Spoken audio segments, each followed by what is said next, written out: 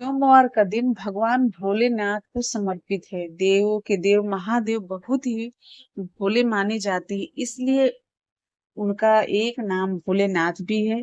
पौराणिक मान्यता अनुसार भगवान शंकर को प्रसन्न करने के लिए किसी भी तरह के खास विशेष पूजन की आवश्यकता नहीं होती, क्योंकि कहा जाता है कि वह तो भोले हैं। भक्त की मन से की गई क्षणिक मात्र की भक्ति से ही वह प्रसन्न हो जाते हैं। आज के दिन भक्त भोलेनाथ को प्रसन्न करने के लिए विशेष पूजा अर्चना करते हैं। कुछ लोग आज के दिन व्रत भी रखते हैं ताकि शिव की विशेष कृपा प्राप्त की जा सके। बाबा भोलेनाथ के आशीर्वाद के लिए आप भी सोमवार का व्रत कर रहे हैं तो शिव व्रत कथा को पढ़कर या सुनकर इस उपवास को पूरा करें।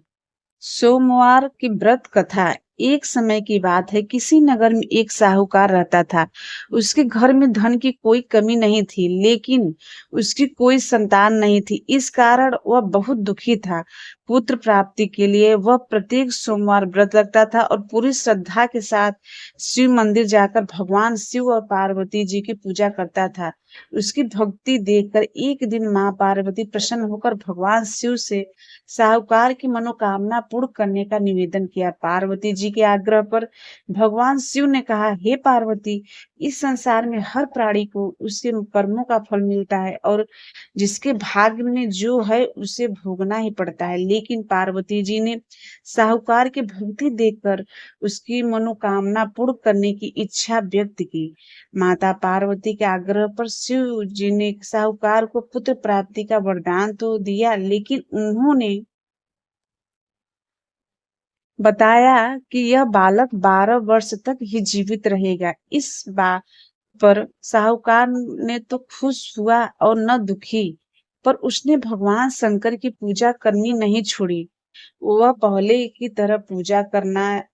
साहूकार के घर पुत्र का जन्म हुआ। कुछ समय के बाद साहूकार के घर एक पुत्र का जन्म हुआ। जब वह बालक 11 वर्ष का हुआ तो उसे पढ़ने के लिए काशी भेज दिया गया। साहूकार ने पुत्र के मामा को बुलाकर उसने बहुत सारा धन दिया और कहा, तुम इस बालक को काशी विद्या प्राप्ति के लिए ले जाओ और मार्ग में यज्ञ करना। जहां भी यज्ञ कराओ वहां ब्राह्मणों को भोजन कराते और दक्षिणा देते हुए जाना। दोनों मामा भांजे इसी तरह यज्ञ कराते हुए ब्राह्मणों को दान दक्षिणा देते काशी नगरी निकल पड़े।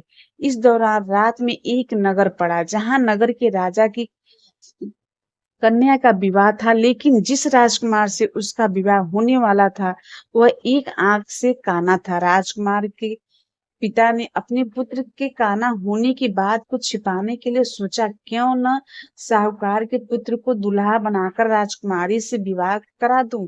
विवाह के बाद इसको धन देकर विदा कर दूंगा और राजकुमारी को अपने नगर ले जाऊंगा। लड़के को दूल्हे के वस्त्र पहनाकर राजकुमारी से विवाह करा दिया गया, लेकिन साहूकार का पुत्र ईमानदार था, उसे यह बात न्याय संगत नहीं लगी।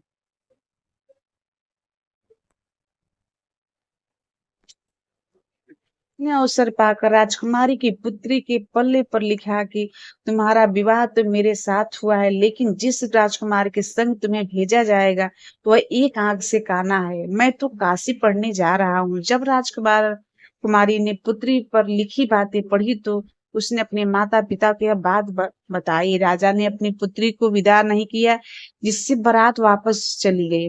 दूसरी ओर साहूकार का लड़का और उसका मामा काशी पहुंचे और वहां जाकर उन्होंने यज्ञ किया। जिस दिन लड़के की आयु 12 साल की हुई उसी दिन यज्ञ रखा गया। लड़के ने अपने मामा से कहा कि मेरी तबीयत बहुत ठीक नहीं है। मामा ने कहा, तुम अंदर जाकर सो जाओ।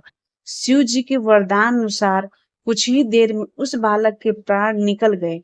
मृत भांजे को देख उसके मामा ने विलाप शुरू किया। संयोगवश उसी समय शिव जी और माता पार्वती उधर से जा रहे थे। पार्वती ने भगवान से कहा, स्वामी, मुझे इसके रोने से स्वर सहन नहीं हो रहा है। आप इस व्यक्ति के कष्ट को अवश्य दूर करें। जब शिव जी मृत बालक के समीप गए तो वह बोले कि यह उसी साहूकार का पुत्र है जिसे मैंने 12 वर्ष की आयु का वरदान दिया। अब इसकी आयु पूरी हो चुकी है, लेकिन मातृभाव से विभोर माता पार्वती ने कहा, हे महादेव, आप इस बालक को और आयु देने की कृपा करें, अन्यथा इसके वियोग में इसके माता पिता भी तड़प तड़प कर मर जाएंगे। माता पार्वती के पुनः आग्रह पर भगवान शिव ने उस लड़के को जीवित होने का वरदान दिया। शिव जी की कृपा से वह लड़का जीवित हो गया। शिक्षा पूरी करके लड़का माता के साथ अपने नगर की ओर वापस चल दिया। दोनों चलते हुए उसी नगर में पहुंचे जहां उसका विवाह हुआ था। उस नगर में भी उन्होंने यज्ञ का आयोजन किया। उस लड़के के ससुर ने उसे पहचान लिया और महल में ले जाकर उसकी खातिरदारी की और अपनी पुत्री को विदा किया।